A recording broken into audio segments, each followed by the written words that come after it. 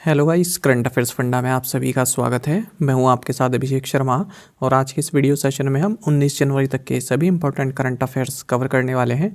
हमेशा की तरह आप इस वीडियो को अंत तक जरूर देखिएगा, आज भी आपको काफ़ी कुछ जानने के लिए मिलेगा। साथ ही गाइस, इस सेशन को शुरू करने से पहले आप सभी को बताना चाहूँगा, यदि आप हमारे daily current affairs PDF, weekly PDF, monthly PDF और हर महीने के banking and economic awareness PDF चाहते हैं तो आप करंट अफेयर्स फंडा का 1 ईयर मेंबरशिप प्लान ज्वाइन कर सकते हैं। इसमें 1 साल तक जितना भी हमारा पीडीएफ मटेरियल है वो सभी आपको प्रोवाइड कराया जाता है, उसे आप डाउनलोड कर सकते हैं और प्रिंट आउट भी निकलवा सकते हैं। तो यदि आप हमारा कोर्स बाय करना चाहते हैं तो लिंक आपको वीडियो के डिस्क्रिप्शन में और फर्स्ट कमेंट में दिया गया है। आपको बता दें, कोई भी आपका एग्ज़ाम हो जिसमें करंट अफेयर्स पूछा जाता है, चाहे वो बैंकिंग हो, एसएससी हो, रेलवेज हो या फिर स्टेट पीसीएस हो, सभी के लिए हमारा ये पीडीएफ कोर्स यूज़फुल रहता है। तो चलिए फिर करते हैं शुरुआत इस वीडियो सेशन की। सबसे पहले आज का क्वेश्चन देख लेते हैं, इसका आंसर आपको कमेंट बॉक्स में बताना है। Who is the lieutenant governor of Delhi? Delhi के लेफ्टिनेंट गवर्नर कौन है? ऑप्शन हैं आपके सामने, अनिल बैजल, मनोज सिन्हा, नजीब जंग या फिर विनय कुमार सक्सेना। तो आप जल्दी से इसका आंसर कर दीजिए कमेंट बॉक्स में, फिर आगे बढ़ते हैं। साथ ही करंट अफेयर्स फंडा को टेलीग्राम पर भी ज्वाइन कर लीजिए, इसी नाम से हमारा टेलीग्राम चैनल है करंट अफेयर्स फंडा। यहाँ पर डेली हम आपके लिए करंट अफेयर्स और स्टैटिक जीके से संबंधित क्विज पोस्ट करते रहते हैं और कोई भी जॉब का नोटिफिकेशन आता है वो भी हम आपको वहाँ पर इन्फॉर्म कर देते हैं।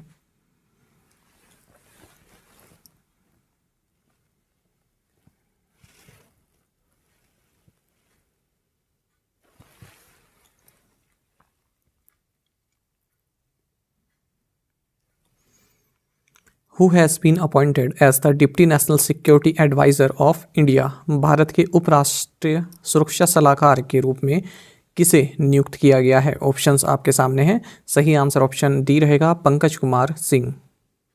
आपको जानना चाहिए पंकज कुमार सिंह, जो कि फॉर्मर डायरेक्टर जनरल रहे हैं बॉर्डर सिक्योरिटी फोर्स बीएसएफ के, इन्हें deputy national security adviser of India appoint किया गया है गवर्नमेंट ऑफ इंडिया के द्वारा। आपको बता दें 1988 batch Indian police service officer of Rajasthan cadre हैं और अभी 31 दिसंबर 2022 तक ये बीएसएफ के हेड रहे हैं। तो अब इनको डिप्टी एनएससी यानी कि नेशनल सिक्योरिटी एडवाइज़र अपॉइंट कर दिया गया है। 2 साल का ये कॉन्ट्रैक्ट है।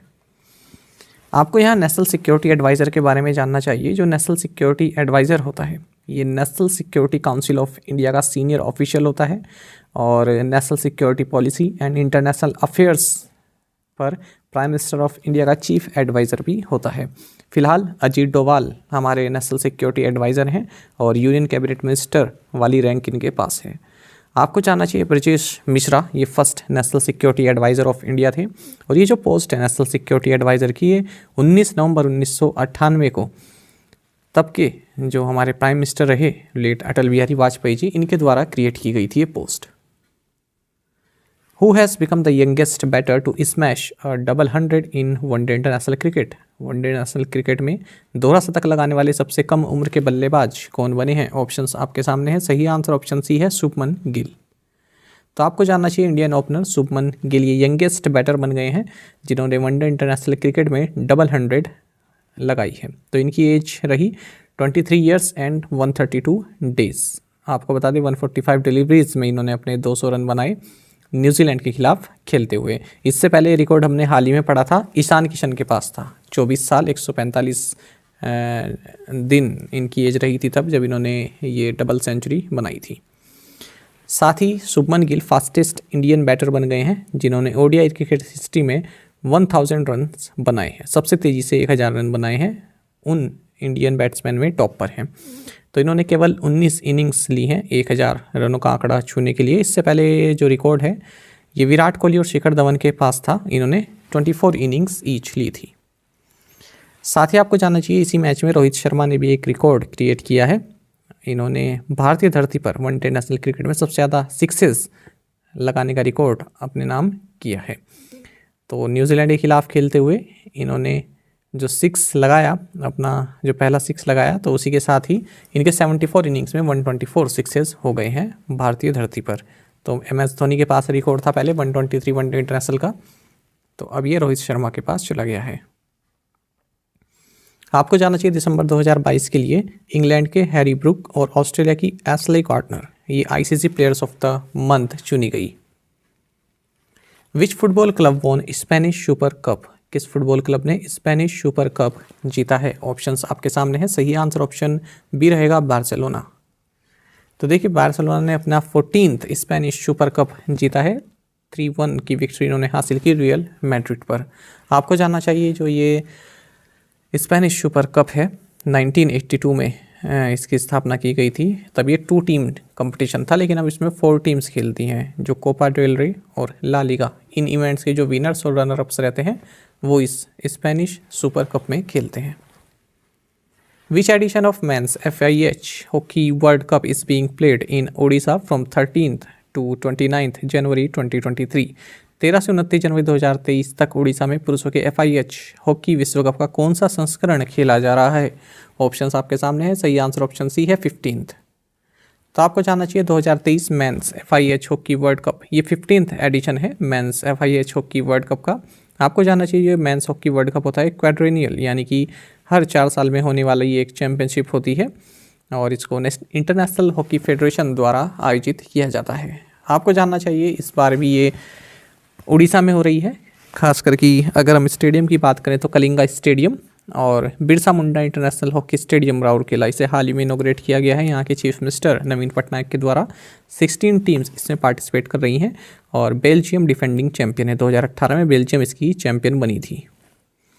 इंडियन हॉकी टीम के कोच हैं ग्राहम रेड और कैप्टन है हरमनप्रीत सिंह।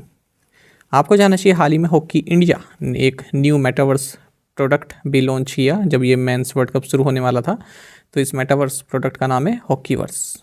तो ये फर्स्ट नेशनल स्पोर्ट्स फेडरेशन बन गई है जिसने कोई मेटावर्स प्रोडक्ट लॉन्च किया है। तो इससे क्या होगा, जो टूर्नामेंट एक्सपीरियंस है वो बढ़ेगा। Which state emerged as the top state with the highest number of mobile gamers according to India mobile gaming report 2022? India mobile gaming report 2022 के अनुसार कौन सा राज्य सबसे अधिक मोबाइल गेमर्स के साथ शीर्ष राज्य के रूप में उभरा है? ऑप्शंस आपके सामने हैं। सही answer option D Uttar Pradesh है। तो आपको जानना चाहिए मोबाइल प्रीमियर लीग MPL ने एक रिपोर्ट जारी की है जिसका नाम है इंडिया मोबाइल गेमिंग रिपोर्ट 2022। इसमें बताया गया है यदि हम मोबाइल गेमर्स के लिए टॉप डेस्टिनेशन की बात करें तो उत्तर प्रदेश उसमें शीर्ष पर है। उसके बाद महाराष्ट्र, राजस्थान, बिहार और वेस्ट बंगाल आते हैं। साथ ही इसमें ये बताया गया है यदि हम 2021 से कंपेयर करें 2022 को तो सबसे ज़्यादा मोबाइल गेमर्स जहाँ पर इंक्रीज़ हुए हैं उसमें उड़ीसा पहले नंबर पर है, फिर पंजाब, तमिलनाडु, पुडुचेरी एंड हिमाचल प्रदेश। अगर हम गेम्स की बात करें सबसे ज़्यादा अवेलेबल गेम्स कौन कौन से हैं तो इसमें ludo dice, snakes and ladders, carrom, fruit dart, block puzzle, poker, ये सभी टॉप गेम्स हैं जो इंडियन सिटीज़ में गेमर्स द्वारा खेले जा रहे हैं। उत्तर प्रदेश में अगर हम पर्टिकुलरली बात करें तो लखनऊ, कानपुर, वाराणसी, गाजियाबाद, इलाहाबाद, यहाँ पर हाईएस्ट शेयर ऑफ गेम्स हैं। जो टोटल गेमर्स हैं 36% of the total gamers in UP in cities में है। लास्ट ईयर हमने देखा कि India largest consumer of mobile games बना वर्ल्ड में और इंडिया का जो गेमिंग मार्केट है ये $2.6 बिलियन का रहा फाइनेंशियल ईयर 2022 में और ये 2027 तक $8.6 बिलियन पहुंचने की उम्मीद है। Which payment bank has received final approval from the Reserve Bank of India to operate as a Bharat bill payment operating unit? Bharat bill payment operating unit के रूप में काम करने के लिए किस भुगतान बैंक को भारतीय रिजर्व बैंक से अंतिम मंजूरी मिली है? ऑप्शंस आपके सामने हैं। सही answer option C Paytm payments bank. तो आपको जानना चाहिए पेटीएम पेमेंट्स बैंक को फाइनल अप्रूवल मिल गया है रिजर्व बैंक ऑफ इंडिया से कि ये Bharat bill payment operating unit BBPOU की तरह ऑपरेट कर सकता है under the payment and settlement systems act 2007। आपको जानना चाहिए under Bharat bill payment system BBPS के अंडर जो BBPOU है यानी कि Bharat bill payment operating unit ये बिल पेमेंट सर्विसेज को प्रोवाइड करता है जैसे electricity, phone, DTH, water, gas, insurance, loan repayments, FASTag recharge, education fees, credit card bill, municipal taxes. अब तक पेटीएम पेमेंट्स बैंक लिमिटेड इन सर्विसेज को दे रहा था लेकिन किसके तहत? In principle authorisation from RBI। अब तक इसके पास सैद्धांतिक रूप से ये ऑथराइजेशन था लेकिन अब इसको फाइनल अप्रूवल मिल गया है। आपको जानना चाहिए जो भारत बिल पेमेंट सिस्टम है ये national payments corporation of India यानी कि NPCI द्वारा ओन्ड है। हाल ही हमने ये भी देखा था कि पेटीएम पेमेंट्स बैंक ने सुरेंद्र चावला को अपना एमडी एंड सीईओ अपॉइंट किया है। The prime minister Narendra Modi inaugurated the second phase of सांसद खेल महाकुंभ 2022-23 इन विच डिस्ट्रिक्ट। प्रधानमंत्री नरेंद्र मोदी ने किस जिले में सांसद खेल महाकुंभ 2022-23 के दूसरे चरण का उद्घाटन किया? सही आंसर यहाँ ऑप्शन ए रहने वाला है, बस्ती। तो जानेगा, प्राइम मिनिस्टर नरेंद्र मोदी ने सांसद खेल महाकुंभ 2022-23 के सेकंड फेज को वीडियो कॉन्फ्रेंसिंग के थ्रू इनोग्रेट किया है। ये जो सांसद खेल महाकुंभ है इसको बस्ती डिस्ट्रिक्ट में ऑर्गेनाइज किया जाता है। किसके द्वारा? हरीश द्विवेदी, जो कि मेंबर ऑफ पार्लियामेंट हैं फ्रॉम बस्ती सिंस 2021 से ही इसको ऑर्गेनाइज किया जाता है। फर्स्ट फेज इसका 10 से 16 दिसंबर 2022 के बीच ऑर्गेनाइज किया गया था और ये जो सेकंड फेज है 18 से 28 जनवरी 2023 के बीच ऑर्गेनाइज किया जा रहा है। इसमें कई प्रकार के कंपटीशन है, इंडोर भी हैं, आउटडोर भी हैं, जैसे wrestling, kabaddi, kho kho, basketball, football, hockey, volleyball, handball, ये सभी इसमें खेले जाते हैं। इवन ऐसे राइटिंग, पेंटिंग, रंगोली, ये सभी भी इसमें आयोजित किए जाते हैं। तो काफ़ी अच्छा इनिशिएटिव है ये एक सांसद द्वारा। Which bank and steel authority of India limited has signed MOU to provide financial assistance to the dealers of SAIL across the country। किस बैंक और steel authority of India limited ने देश भर में सेल के डीलरों को वित्तीय सहायता प्रदान करने के लिए समझौता ज्ञापन पर हस्ताक्षर किए हैं? ऑप्शंस आपके सामने हैं। सही आंसर ऑप्शन सी रहने वाला है, साउथ इंडियन बैंक। तो आपको जानना चाहिए साउथ इंडियन बैंक और स्टील अथॉरिटी ऑफ इंडिया यानी कि सेल ने MOU साइन किया है, जिसके तहत जो सेल के जो डीलर्स हैं उनको financial assistance south Indian bank provide कराएगा पूरे देश भर में। तो ये टाई अप अलाउ करता है बैंक को कि वो सेल्स के जो डीलर्स हैं जिनको फाइनेंशियल असिस्टेंस की ज़रूरत है, वर्किंग कैपिटल की ज़रूरत है, वो प्रोवाइड कराए south Indian bank. South Indian bank के बारे में आप जानते ही हैं, MD एंड CEO मुरली रामकृष्णन है, हेडक्वार्टर्स त्रिशूर केरल में है और इस बैंक की टैगलाइन है experience next generation banking. Astronomers from ISC Bangalore and which university detected signal from distant galaxy? ISC और किस विश्वविद्यालय के खगोलविदों ने दूर की आकाशगंगा से संकेत का पता लगाया है? ऑप्शंस आपके सामने हैं। सही आंसर ऑप्शन ए रहेगा, मैकगिल यूनिवर्सिटी। तो जानिएगा, मैकगिल यूनिवर्सिटी कनाडा और Indian institute of science Bangalore के एस्ट्रोनॉमर्स ने पुणे में जो जॉइंट मिररवेव रेडियो टेलीस्कोप है GMRD, तो इसके डेटा को यूज़ करके जो एक्सट्रीमली डिस्टेंट गैलेक्सी है उसमें एटॉमिक हाइड्रोजन से जो रेडियो सिग्नल ओरिजिनेट हो रहे हैं उनके बारे में पता लगाया है।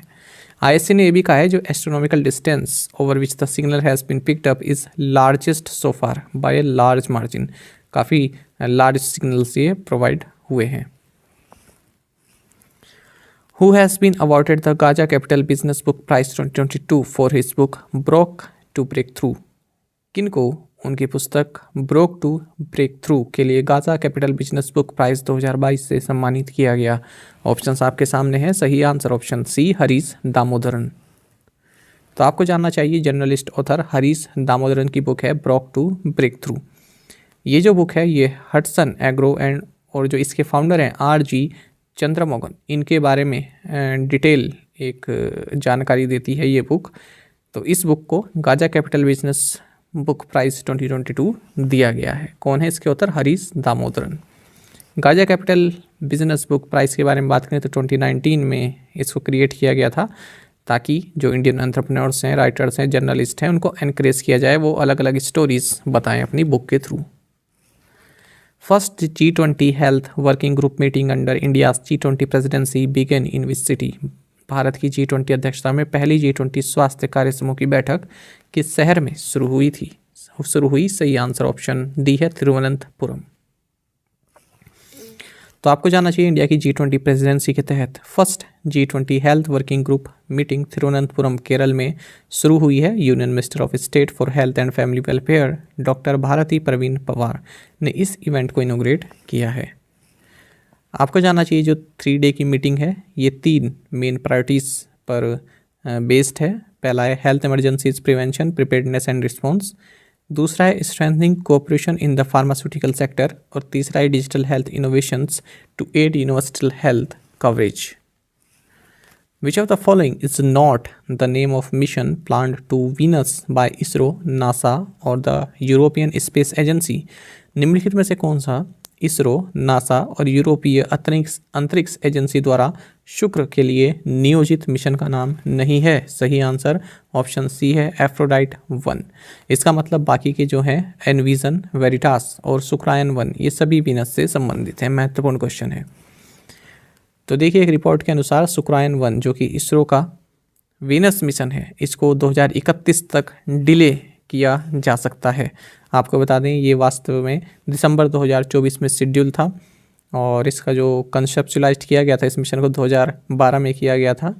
और अगर हम देखें तो 2017-18 में जो डिपार्टमेंट ऑफ स्पेस है इनको बजट भी काफ़ी हैवी 23% का इंक्रीज़ हुआ, ठीक है, ताकि ये मिशन टाइम पर लॉन्च हो सके। आपको जानना चाहिए और भी जो एजेंसीज़ हैं जैसे यूएस की हैं और यूरोपियन स्पेस एजेंसीज हैं ये भी वीनस मिशन प्लान कर रही है 2031 में। तो यूएस का मिशन है वेरिटास और यूरोपियन स्पेस एजेंसीज का है एनविजन।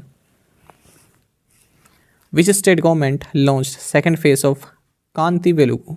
किस राज्य सरकार ने कांति वेलुगु के दूसरे चरण का शुभारंभ किया? ऑप्शंस आपके सामने हैं। सही आंसर ऑप्शन सी है, तेलंगाना। तो आपको जानना चाहिए कांति वेलुगु जो कि वर्ल्ड का लार्जेस्ट आई स्क्रीनिंग प्रोग्राम है, इसका सेकेंड फेज तेलंगाना के चीफ मिनिस्टर के चंद्रशेखर राव द्वारा integrated district collectorate complex at Khammam में इनोग्रेट किया गया है। आपको बता दें इस कैंपेन के थ्रू, इस प्रोग्राम के थ्रू मास यानी कि काफ़ी बड़ी मात्रा में लोगों की आई स्क्रीनिंग कैंप्स लगाए जाएंगे। वहाँ पर आई स्क्रीनिंग की जाएगी सभी ग्राम पंचायत में और म्यूनिसिपल वार्ड्स में। आपको जानना चाहिए इसके तहत 100 दिन तक ये प्रोग्राम चलने वाला है और 1500 मेडिकल टीम्स इसमें सहायता देंगी। 1.5 करोड़ लोगों को टारगेट किया जा रहा है कि उनको स्क्रीन किया जाए और 55 लाख स्पेक्टिकल्स और मेडिसिन डिस्ट्रीब्यूट की जाएंगी। Gogoro and Bellrise Industries to build $2.5 billion battery swapping infrastructure in which state? Gogoro और बेलरेज इंडस्ट्रीज़ किस राज्य में 2.5 बिलियन $, की बैटरी स्वैपिंग इंफ्रास्ट्रक्चर का निर्माण करेंगे? ऑप्शंस आपके सामने है। सही आंसर ऑप्शन बी है, महाराष्ट्र। तो जानिएगा, स्टेट ऑफ महाराष्ट्र ने ताइवान की गोगोरो और ऑटोमेटिव सिस्टम मेकर बेलराइस इंडस्ट्रीज़ के साथ MOU साइन किया है, जिसके तहत ये दोनों ही फर्म्स महाराष्ट्र में 2.5 बिलियन $, की इन्वेस्टमेंट के साथ बैटरी स्वैपिंग इंफ्रास्ट्रक्चर को डेवलप करेंगे अगले 8 सालों में। गोगोरो की अगर हम बात करें तो ये ग्रीन ह्यूट बैटरी स्वैप डिस्ट्रीब्यूशन नेटवर्क है, इसका काफ़ी बड़ी कंपनी है ताइवान की और इलेक्ट्रिक व्हीकल्स भी ऑन करती है और बैटरीज भी प्रोवाइड कराती है। Which bank has stopped rebound league table for 16th consecutive year in 2022? किस बैंक ने 2022 में लगातार 16वें वर्ष रीबाउंड लीग तालिका में शीर्ष स्थान प्राप्त किया है? सही answer option A, axis bank है। तो आपको जानना चाहिए लगातार 16वें साल 2022 में एक्सिस बैंक भी लार्जेस्ट जो घरेलू कॉर्पोरेट बॉन्ड होते हैं, डोमेस्टिक बॉन्ड होते हैं, उसको लॉन्च करने में, उसको इशू करने में टॉप का बैंक रहा है। तो 19.20% मार्केट शेयर इसके पास है और 127 बॉन्ड्स इसने इशू की हैं 92,904 करोड़ रुपीज़ की वैल्यू के साथ। आपको बता दें टॉप 3 में प्राइवेट सेक्टर बैंक ही हैं।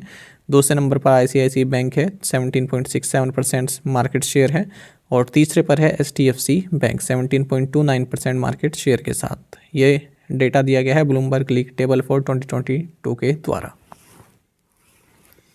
What is the name of India's first national assessment regulator recently notified by the NCERT? हाल ही में NCERT द्वारा अधिसूचित भारत के पहले राष्ट्रीय मूल्यांकन नियामक का नाम क्या है? ऑप्शंस आपके सामने है। सही आंसर ऑप्शन ए है, परख। तो आपको जानना चाहिए national council for education research and training यानी कि NCERT ने इंडिया का फर्स्ट नेशनल असेसमेंट रेगुलेटर, इसका नाम परख है, इसको नोटिफाई किया है। आपको बता दें स्टूडेंट असेसमेंट और एवेल्यूएशन के लिए कुछ स्टैंडर्ड्स सेट करेगा। जितने भी हमारे देश में रिकॉग्नाइज्ड स्कूल बोर्ड्स हैं उनको इसमें काफ़ी हेल्प मिलेगी।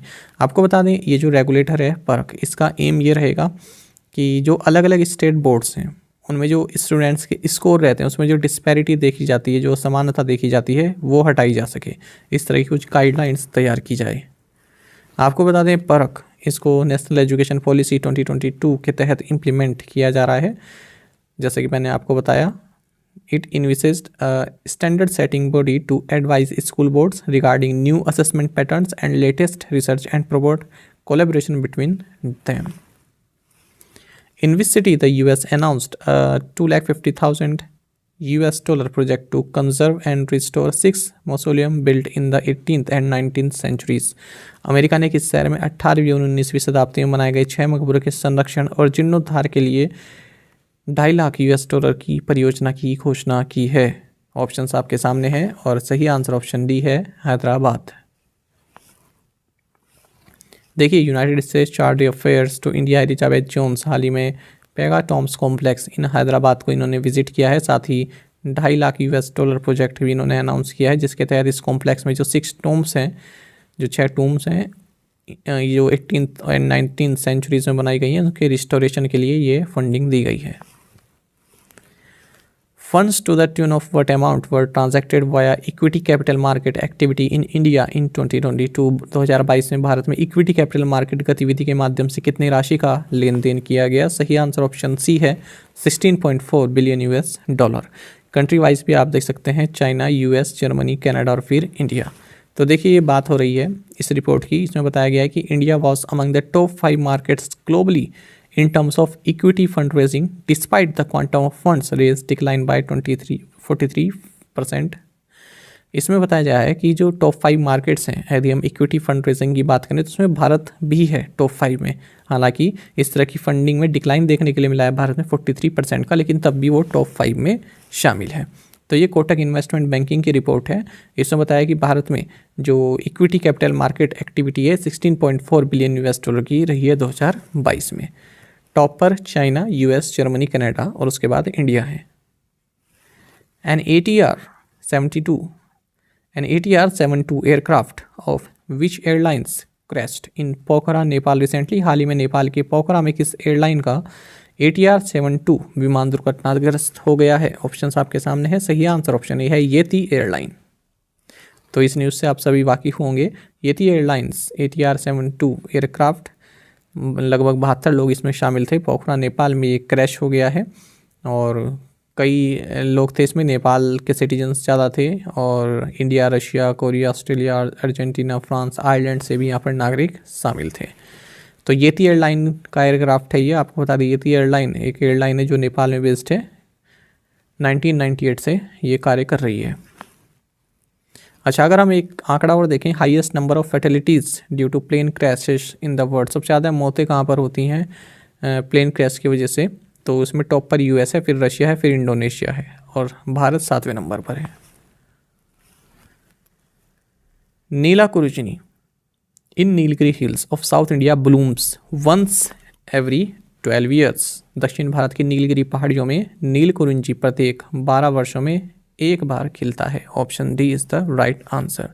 तो देखिए, आप यहाँ नीचे देख सकते हैं, क्यों न्यूज़ में है, centre puts Neelakurinji on the list of protected plants. आपको जानना चाहिए, हाल ही में ministry of environment, forest and climate change, इन्होंने नीलाकुरुंजी को schedule 3 of the wild life act 1972 के तहत रखा है। साथ ही इसको प्रोटेक्टेड प्लांट्स की लिस्ट में भी शामिल किया है।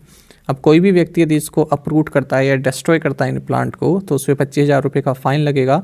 साथ ही 3 साल की इम्प्रिजनमेंट भी उसको हो जाएगी। इस नीलाकुरुंजी का कल्टीवेशन नहीं किया जा सकता, इसका पोजेसन नहीं किया जा सकता, अलाउड नहीं है।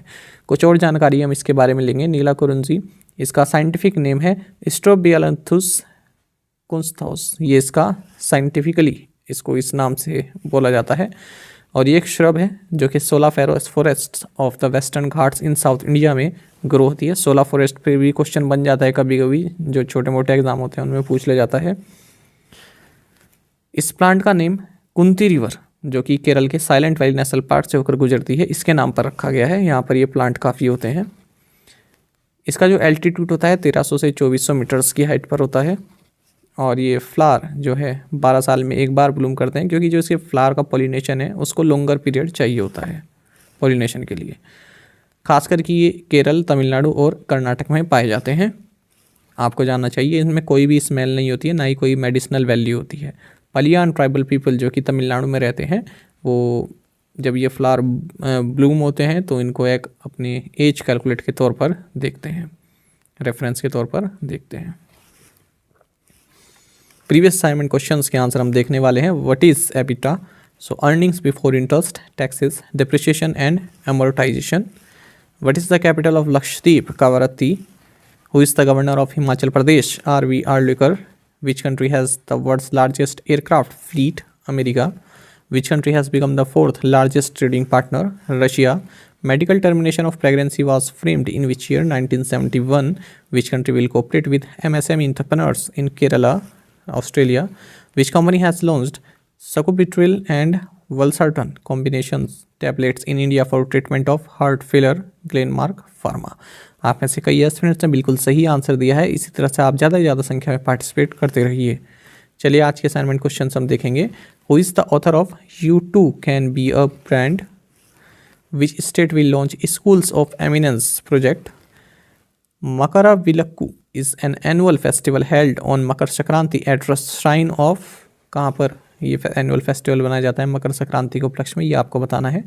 Protean e curve technologies received RBI approval for its wholly owned subsidiary to operate as what? The president of which nation has been invited as the chief guest for Republic Day celebration this year in India? What is the current minimum monthly pension issued by Government and Employees Provident Fund organization? Which UT declared as free area for purposes of prevention and control of infectious and contagious diseases in Animals Act 2009?